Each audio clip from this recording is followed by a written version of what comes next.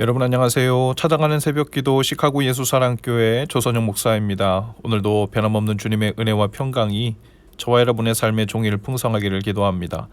오늘 말씀은 요한복음 19장 6절에서 11절까지 말씀입니다. 제가 읽어드리지요.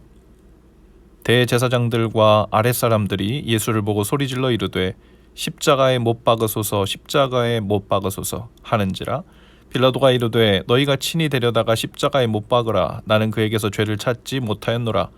유대인들이 대답하되 우리에게 법이 있으니 그 법대로 하면 그가 당연히 죽을 것은 그가 자기를 하나님의 아들이라 함이니이다. 빌라도가 이 말을 듣고 더욱 두려워하여 다시 관정에 들어가서 예수께 말하되 너는 어디로부터냐 하되 예수께서 대답하여 주지 아니하시는지라. 빌라도가 이르되 내게 말하지 아니하느냐. 내가 너를 놓을 권세도 있고 십자가에 못 박을 권한도 있는 줄 알지 못하느냐. 예수께서 대답하시되 위에서 주지 아니하셨더라면 나를 해할 권한이 없었으리니 그러므로 나를 내게 넘겨준 자의 죄는 더 크다 하시니라. 아멘. 오늘 말씀에는 예수님을 십자가에 못 박는 데 참여한 세 종류의 사람들이 등장합니다. 한 부류의 사람들은 6절에 대제사장들과 그 아랫사람들이라고 표현된 자들인데요. 대제사장이 아니라 대제사장들이라고 표현했어요. 현직 대제사장은 한 사람뿐입니다. 그러니 여기에 표현된 대제사장들이란 역대 원로가 된 그 대제사장들을 의미하는 것으로 보입니다. 그리고 그의 아랫사람들이란 두 종류가 있을 거예요. 종교적 직책상 대제사장의 권위 아래에 있었던 평범한 제사장들 혹은 성전을 관리하는 레위인들이었을 것이고 또 거기에 그들의 일꾼으로 부리는 종들이 있었을 것입니다. 그들은 모두 대제사장들의 명령을 듣고 예수님을 십자가에 못 박으라고 빌라도 앞에서 대신 소리쳤던 사람들이죠. 대제사장들은 그들 자신이 그런 막강한 힘과 권력을 가지고 있다고 생각했을 것입니다. 그들의 힘으로 예수님을 못 박았다고 생각한 거죠. 두 번째 부류의 사람들은 7절에 나오는 유대인들로 불리는 사람들입니다. 그들은 자신의 율법에 의하면 예수님은 십자가에 못 박혀 죽어야 마땅하다고 그 법을 가지고 고소하던 사람들인데요. 그들은 자신들이 가지고 있는 법이 가장 강력하고 모든 정당성을 부여하는 줄로 생각했습니다.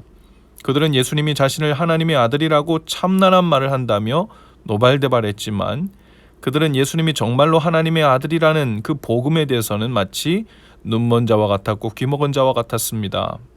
그들은 그들이 우상처럼 받드는 그 율법의 힘으로 예수님을 메시아를 고소하여 십자가에 못 박았다고 생각했죠.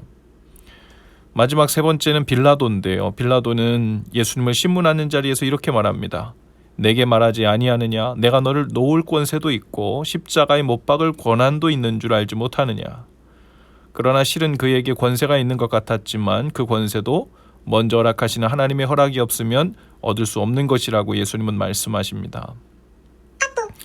신앙생활을 하는 중에 때로 우리가 가진 힘과 지혜로 어떤 상황을 바꾸거나 뒤집을 수 있다고 착각할 때가 있어요. 그것이 모두 내가 부리고 있는 지혜나 소유하고 있는 그 무엇의 힘 때문이라고 착각하죠. 세상이 나의 꾀나 지혜 혹은 나의 계산대로 돌아가고 있다는 커다란 교만과 착각 속에 사는 것입니다. 또 어떨 때는 내가 생각하는 규칙이나 생활 신조 혹은 내가 좋아하는 것들을 흔들 수 없는 법처럼 수호하고 살기도 하죠.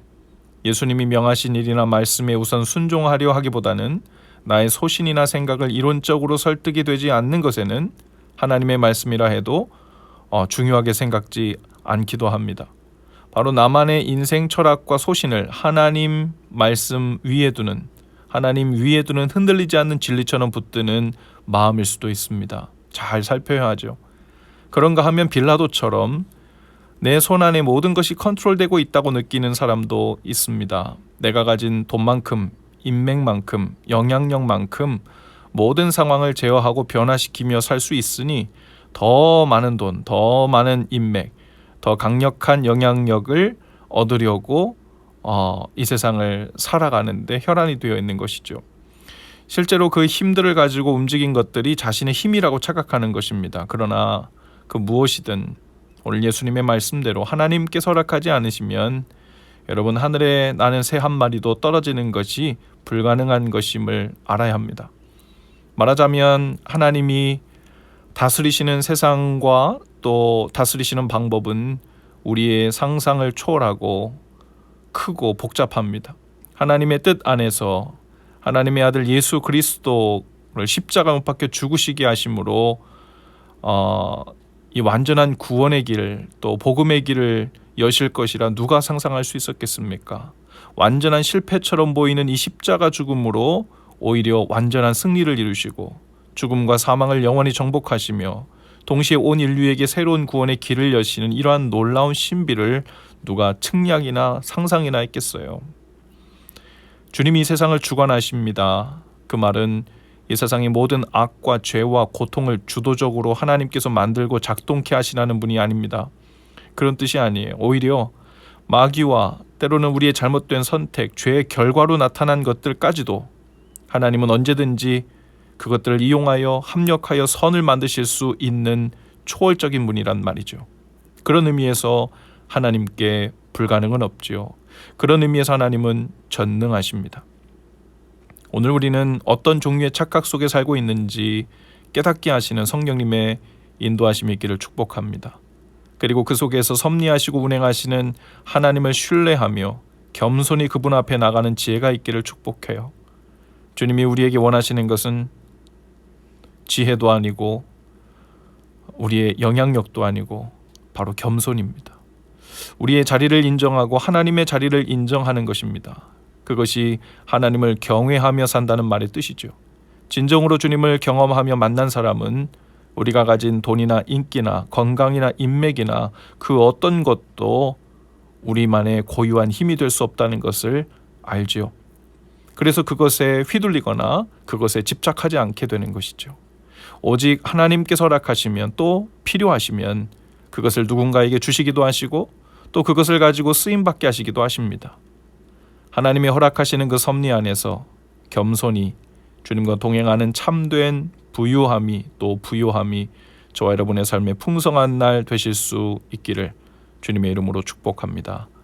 기도합시다. 주님, 저희 눈을 밝혀주셔서 우리 삶 전체를 운행하시고 섭리하시는 하나님의 크신 손길을 보게 하옵소서. 겸손히 주님 앞에서 주께서 행하시는 일에 충성되게 쓰임받는 바로 그 자리에 있게 하옵소서. 저희는 아무것도 아닙니다. 우리의 모든 것 되신 오직 주님의 뜻을 우리의 삶에서 이루어 주옵소서. 예수님 이름으로 기도합니다.